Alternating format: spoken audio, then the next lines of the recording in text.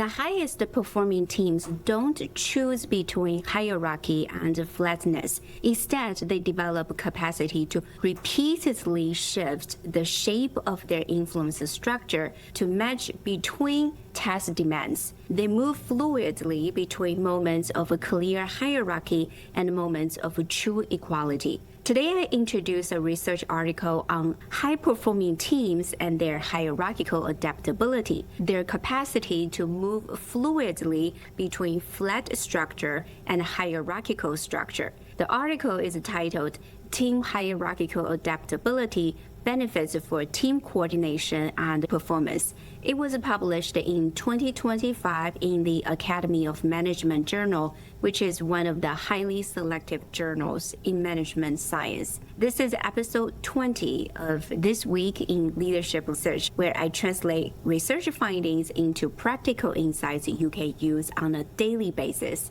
Here is the puzzle we tackle today. Think about a team you lead or work with. When that team leads to brainstorm a new strategy, you want everyone to contribute ideas, challenge assumptions, build on each other's thinking. You want equality. But when the same team needs to execute a decision under time pressure, you want clarity about who is deciding, who is doing what, and who has final authority. You want hierarchy. The problem is obvious. You cannot have both at the same time. Or can you? Can teams have both hierarchical and flat structure without getting stuck in either mode? This is what we'll explore today, what hierarchical adaptability is, how it works, and what it means for how you lead a team. Let me start by laying out the fundamental dilemma. What you are seeing now are two team structures side by side. On the left, a flat structure where members are interconnected as peers. On the right, a hierarchical pyramid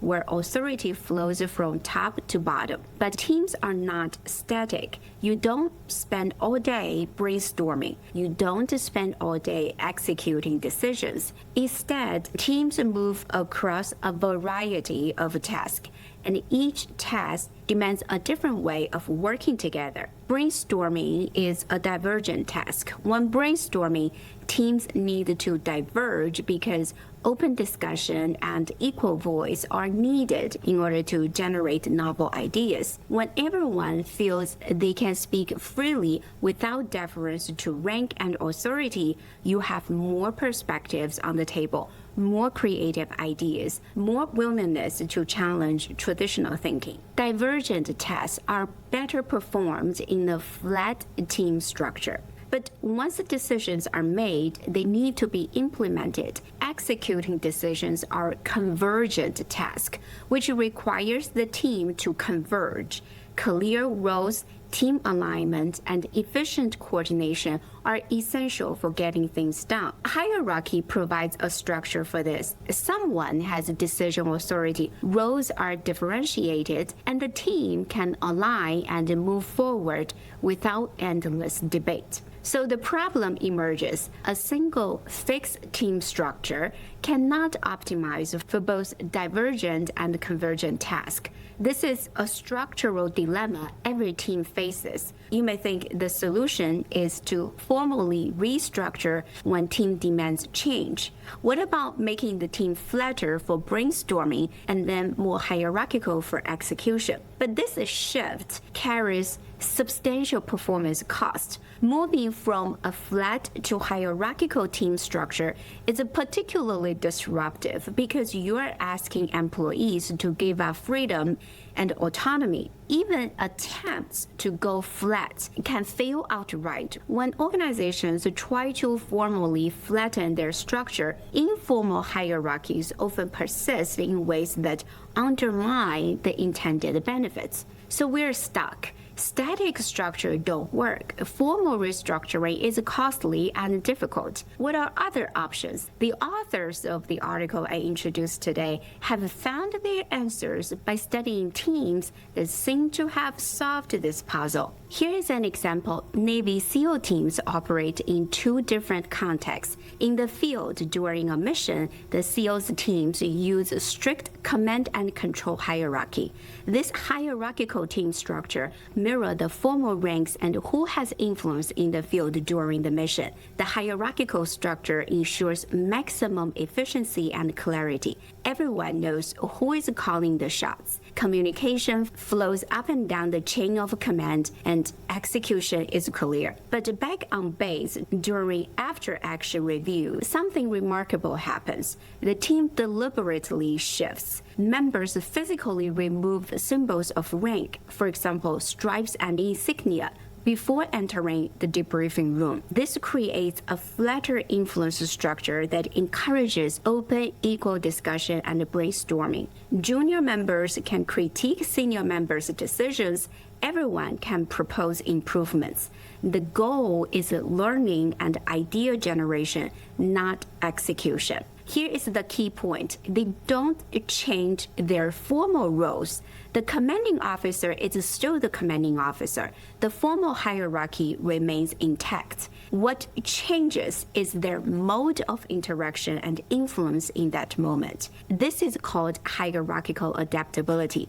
The team has developed the capacity to shift between hierarchical and flat influence structure repeatedly in order to match the structure to the task at hand. Now let me be precise about what this capacity actually is. Hierarchical adaptability is a team's relative capability to repeatedly and bidirectionally shift between different shapes of its influence hierarchy. That is, more hierarchical or flatter cross-task while the team's formal hierarchy remains constant. Let's unpack that. First, note the word capacity. This is something teams can develop and get better at.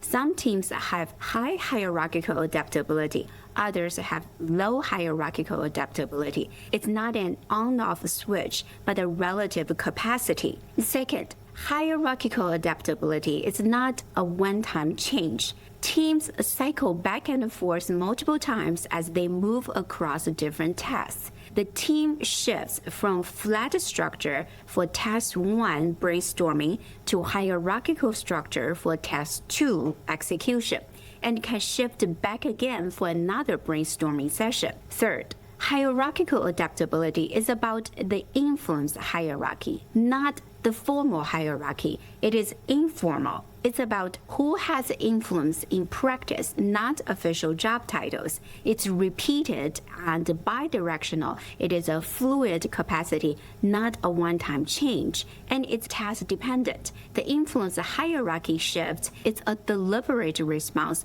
to changing work demand. Now, to avoid confusion, let me be very clear about what this is not. On the left, you see hierarchical adaptability. The whole shape of the informal hierarchy shifts between hierarchical and flat cyclically. The team moves from having clear hierarchy to everyone operating as equal and back again. In the middle, it's rotating leadership. This is different from hierarchical adaptability. When rotating leadership roles, the person in the leadership role changes, but the team's hierarchical shapes does not. Someone is always at the top of a hierarchical pyramid. The identity of that person rotates. Maybe person A leads during technical decision and person B during the client negotiation, but the team never shifts to a fully flat structure where everyone has equal influence. On the right, we see formal restructuring. This is different again. Formal restructuring is a costly, one-time, official change to the formal role and reporting lines in the team or organization. The formal restructuring is disruptive and carries substantial performance costs because you're asking employees to give up freedom and autonomy, which is never easy. The differentiation here matters because hierarchical adaptability offers benefits that rotating leadership and formal restructuring do not. Unlike rotating leadership, hierarchical adaptability allows a team to access truly flat modes where no one is at the top. Unlike formal restructuring, hierarchical adaptability avoids the cost of changing official roles and reporting structure. So how does hierarchical adaptability, this fluid capacity to repeatedly and bidirectionally shift between different shapes of its influence, actually improve team performance? The researchers propose that hierarchical adaptability enhances team coordination and performance in two different ways. First, matching structure to task needs. Hierarchical adaptability allows a team to activate the right script for the job. Scripts are social schemas that define roles and expectations. Think of them as behavioral templates.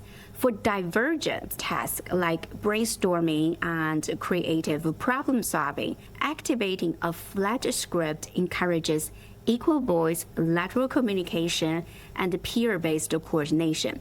Everyone speaks up, ideas flow freely, members build on each other's thinking without worrying about rank. For conversion tasks like executing decisions, activating a hierarchical script provides role clarity and enables top-down explicit coordination. Someone takes charge, assignments are clear, and the team aligns around the decision and executes.